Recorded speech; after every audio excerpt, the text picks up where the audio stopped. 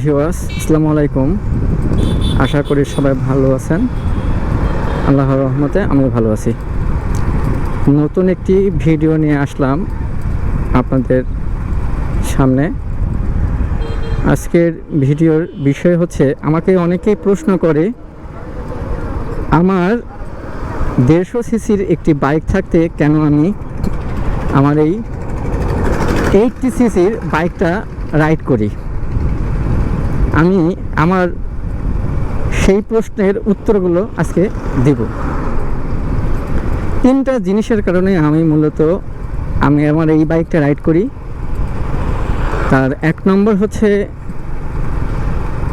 আমার শখ, 2 নম্বর আমার প্রয়োজন, 3 নম্বর আমার সামর্থ্য। বাইক রাইড করা আমার শখ, স্বপ্ন, সব কিছুই।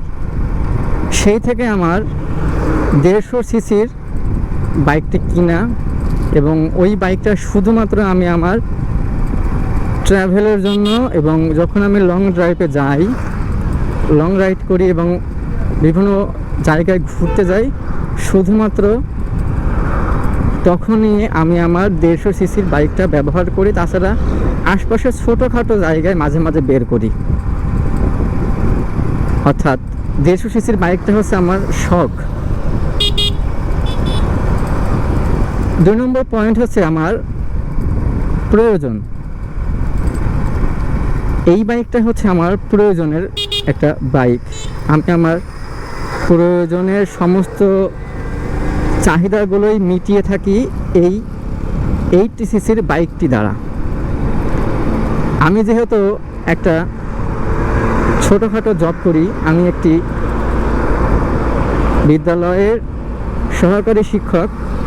আমি আমার শিক্ষকতা পেশার কারণে মূলত আমি আমার এই বাইকটা ব্যবহার করি। অর্থাৎ আমার প্রয়োজন মিটাই। শুধু যে আমি আমার শিক্ষকতা পেশা হিসেবে আমি আমার বিদ্যালয়ে বা আমার কর্মস্থলে যাই, ঠিক তা নয়। আমি আমার অন্যান্য আরও যত প্রয়োজন রয়েছে, বাজার করা, স্ট্যান্ডে আসা, আমার মালামাল বহন করা, এর সমস্ত কিছুই আমি আমার এই বাইকটি দ্বারা মিটিয়ে থাকি। 3 নম্বর পয়েন্ট হচ্ছে আমার সামর্থ্য।